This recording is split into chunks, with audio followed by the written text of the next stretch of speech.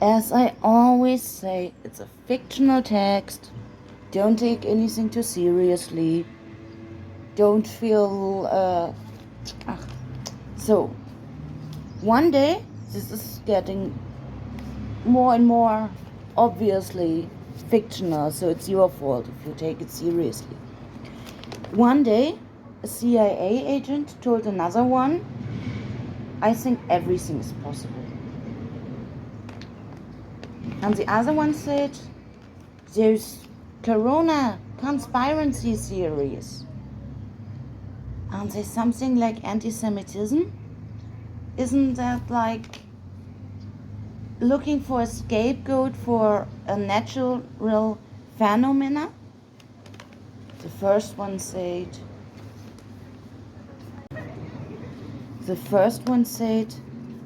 then why would they have called it poison? The second one said, huh? The first one said, they did not only know that it isn't magic, they even knew that it has to be something like poison. So somebody had said to a medieval pope, King Alexander, maybe it's King Alexander. And the next one would have said, King Arthur and Merlin rode by. And then the Pope would have said, please don't call it magic. It's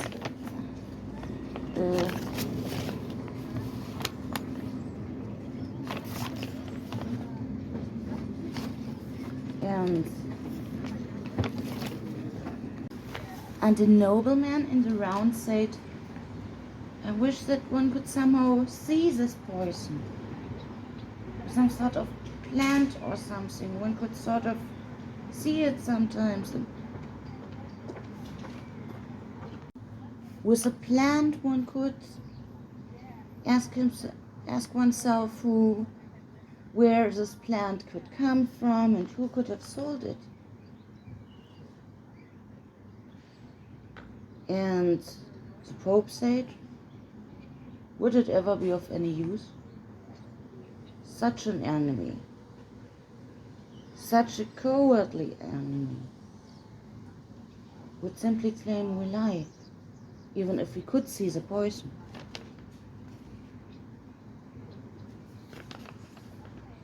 Western media sometimes claim there would be some sort of friendship or something between Trump and Putin. So in Red China, there had been the rumor once that he wants to free starving and suffering North Koreans. He'd have said that it's horrible what happens there. But since Red China listened to all Russian phone calls, even since the time of the Soviets, and in the case of relatively boring phone calls, by simply some relatively talented minorities, the text is better in German somewhere.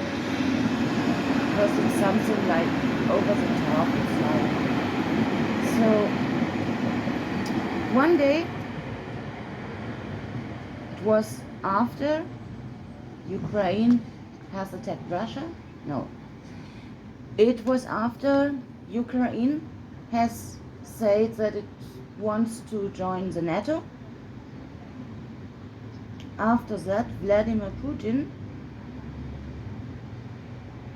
walked to Red China and told them that he needs their support.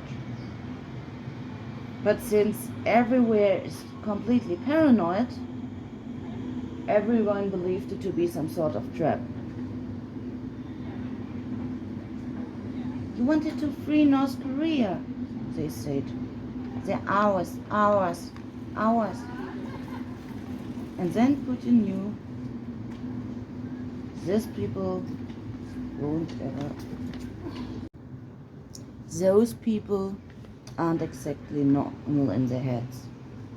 So he said, yes, but now I want Finland. And America? The Red Chinese Freemasons asked. Throw a bomb on America and your friend. And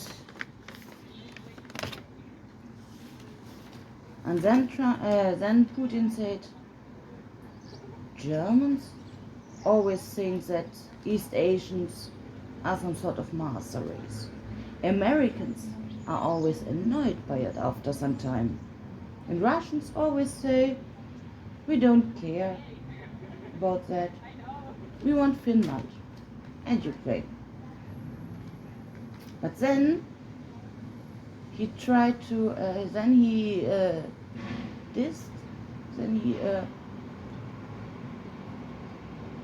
tried to explain to Red China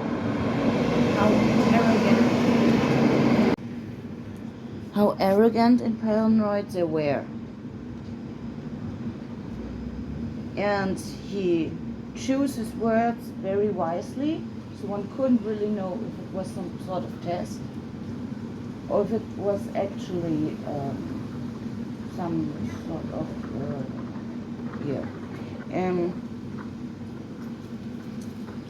so he said, I heard that there's a claim that Russia would be involved with ISIS and that this rumor comes from Red China.